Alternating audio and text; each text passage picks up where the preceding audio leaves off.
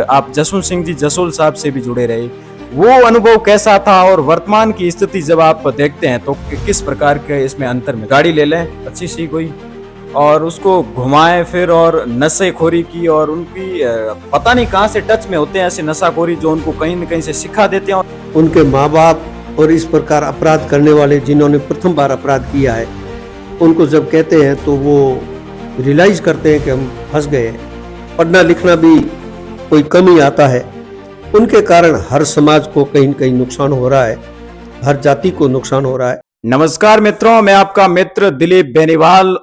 आज हमारे साथ है शिक्षाविद वकील साहब बलराम जी प्रजापत। आज इनसे जानने का प्रयास करेंगे वर्तमान की स्थितियों, समाज की स्थितियों, हालातों के बारे में। सर, सबसे पहले तो स्वागत है साहब आपका हमारे चैनल पर। धन्यवाद सर। सर, वर्तमान की स्थिति, राजनीति की बात करें या किसी भी स्थिति की बात करें तो आप जब पुरानी राजनीति में थे, सक्रिय थे, एक्टिव थे और जिस प्रकार से आपने कार्य किया, आप भारतीय जनता पार्टी से भी जुड़े रहे कुछ समय तक, आप जसवंत सिंह जी जसोल साहब से भी जुड़े रहे, वो अनुभव कैसा था और वर्तमान की स्थिति जब आप देखते हैं तो किस प्रकार के इसमें अंतर मिलता है साहब? उस समय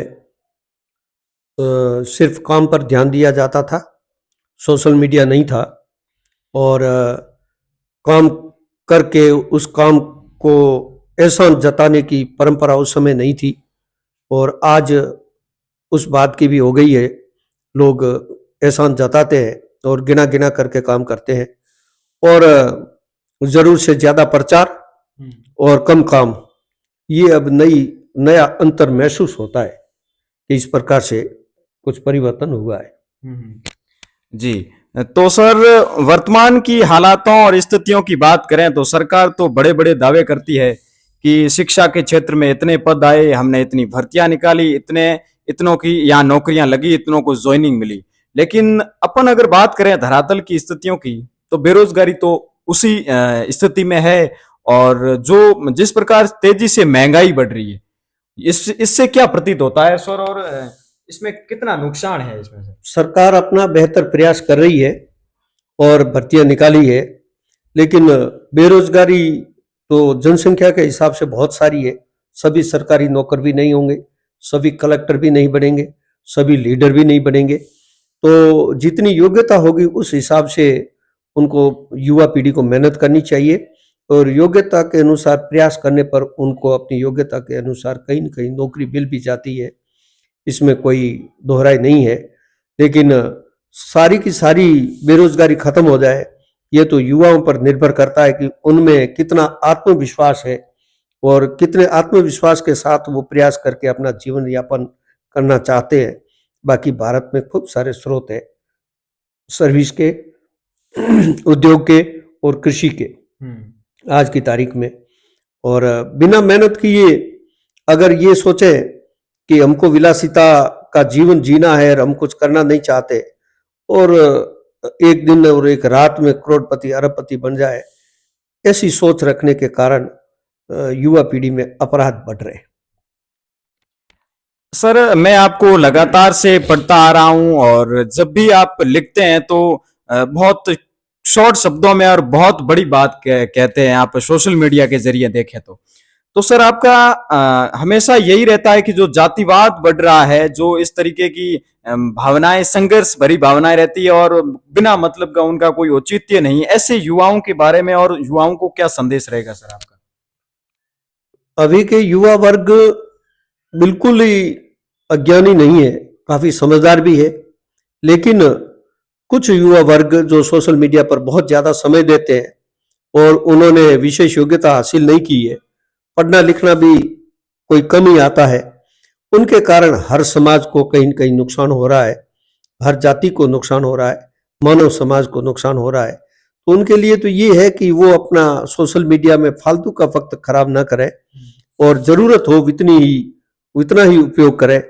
ये जानकारी के लिए, मैसेज के लिए और आवश्यकता पड़ने पर संपर्क के लिए सोशल मीडिया का उपयोग किया जा सकता है और शिक्षा को बढ़ावा देने के लिए अगर सोशल मीडिया का उपयोग किया जाता है, रोजगार को बढ़ाने के लिए सोशल मीडिया का उपयोग किया जाता है, तब तो बहुत अच्छा है।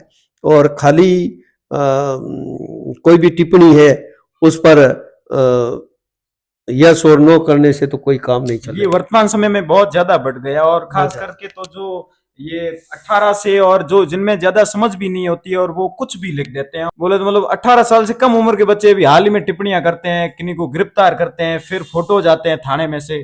तो ये कहीं ना कहीं ये उन लोगों का है जो अपराध की तरफ बढ़ रहे हैं। ये सबसे पहला तो संगत का फर्क पड़ता है, उसके जो पालन पोषण और उसके साथी कौन है, बैकग्राउंड क्या है, ये नव युवा को और नव युवक को ये भ्रमित करता है। और जहाँ अच्छे संस्कार है वहां पर इस प्रकार का कम होता है। और जहाँ ये हो रहा है वो इतना खतरनाक हो रहा है, नशे पते से लेकर के और अपराध से लेकर के, और ये इतना नुकसान है कि संपूर्ण मानव समाज के लिए बहुत ही खतरनाक तरीके से, अगर कुछ संख्या भी अपराध की तरफ बढ़ती है तो बहुत बड़ा नुकसान होता है। वर्तमान समय में युवाओं की जो 25 साल से तक की उम्र है उसमें उनका एक माइंड में रहता है कि एक गाड़ी ले लें अच्छी सी कोई और उसको घुमाएं फिर, और नशेखोरी की, और उनकी पता नहीं कहां से टच में होते हैं ऐसे नशाखोरी जो उनको कहीं न कहीं से सिखा देते हैं और सिखाने के बाद में वो काम भी वो शुरू कर देते हैं, न तो माता पिता की मानते हैं। और वर्तमान में देखें तो युवाओं के माइंड में एक ऐसा रहता है, एक दो मुकदमे लग जाते हैं तो क्या फर्क पड़ता है। इसमें साहब आपको अनुभव भी है, आपके पास बुजुर्ग बाप भी आते होंगे, माताएं भी आती होंगी, वो गिड़गिड़ाते होंगे। इस प्रकार का दृश्य देखकर कैसा महसूस करते हैं, और जो लोग ऐसा करते हैं अगर वो देख रहे हैं, हमारे चैनल से दर्शक देख रहे हैं, तो उनको सर क्या मैसेज रहेगा आपका? जब कोर्ट में आते हैं तो उनके माँ बाप और इस प्रकार अपराध करने वाले जिन्होंने प्रथम बार अपराध किया है, उनको जब कहते हैं तो वो रियलाइज करते हैं कि हम फंस गए और हम किसी के कहने से गलत चले गए और हमने ये अपराध कर लिया। तो हम उसको समझाते भी हैं कि आपने जो ये अपराध किया ये किस प्रकार का है और इसमें आप कितना भोगोगे, आपका भविष्य खराब हो जाएगा और जो भी है आइंदा आपको नौकरी नहीं लगेगी और ये नुकसानदायक है। तो कहीं तो महसूस करते हैं, लेकिन कुछ अपराधी जिनके जहन में अपराध ही घुस गया है उसके कोई फर्क नहीं पड़ता आप क्या कह रहे हो क्या नहीं कह रहे हो, जब भी छूटेगा तो वापस जाकर के अपराध करेगा। और सबसे अधिक बात ये हो गई है कि अर्थ पैसा कमाने के लिए इजी तरीका क्या है, ज्यादा पैसे कैसे कमावे, इसके कारण ये मादक पदार्थों का उत्पादन और व्यापार चल पड़ा।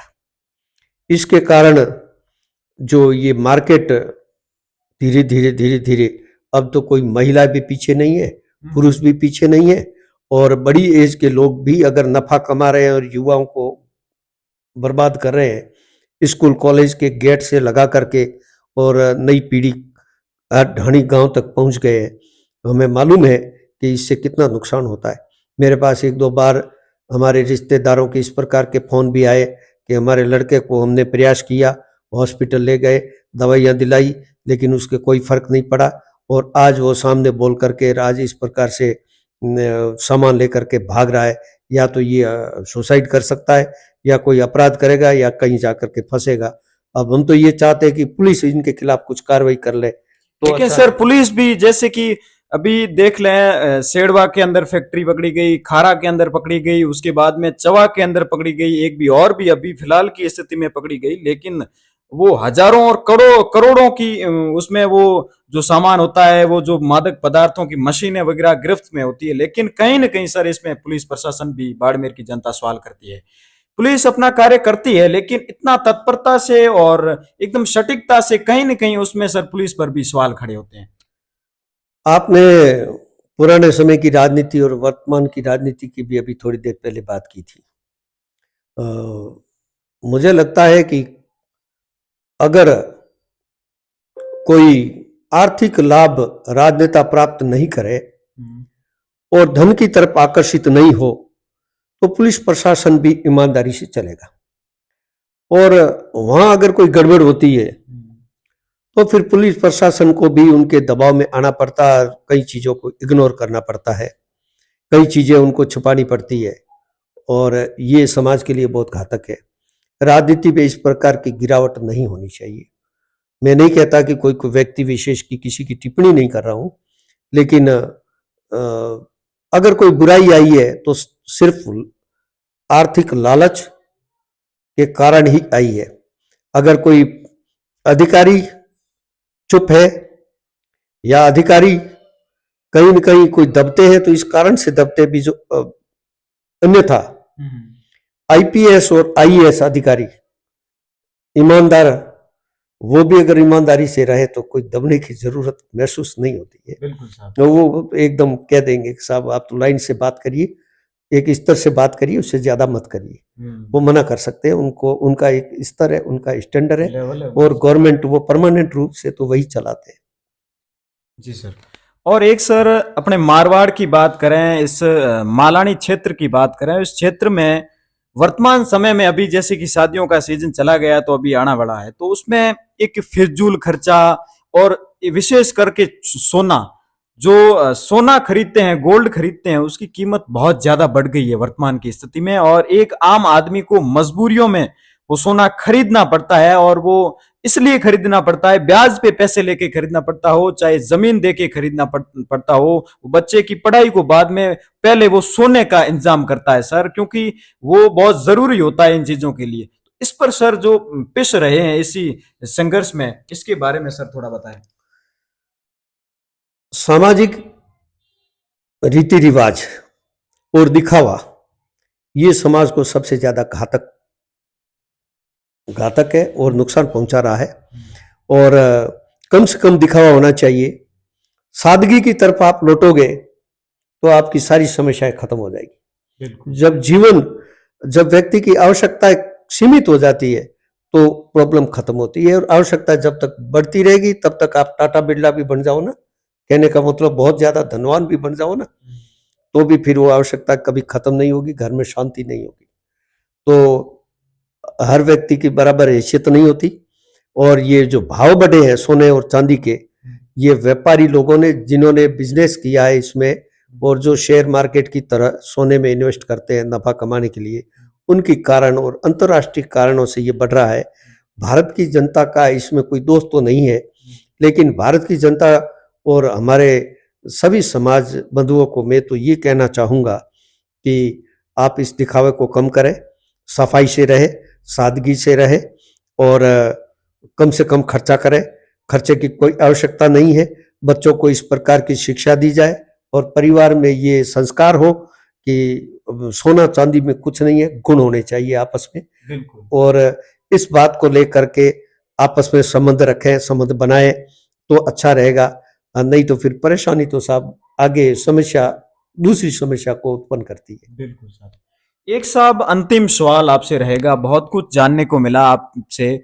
एक सवाल ये है कि वर्तमान में जो सोशल मीडिया और उस पे जो रील्स बनाई जा रही है लड़कियों के द्वारा, और ऐसी ऐसी रील्स अपने क्षेत्र में जो देखना मतलब बहुत ज्यादा खराब, और संस्कृति की तो उसमें कोई पहनावे में पे कोई अता पता नहीं है, और ये रील्स एकदम से आई, और इसका समय सर कितने समय तक रहेगा, क्योंकि ये एक बड़ा चिंता का विषय है।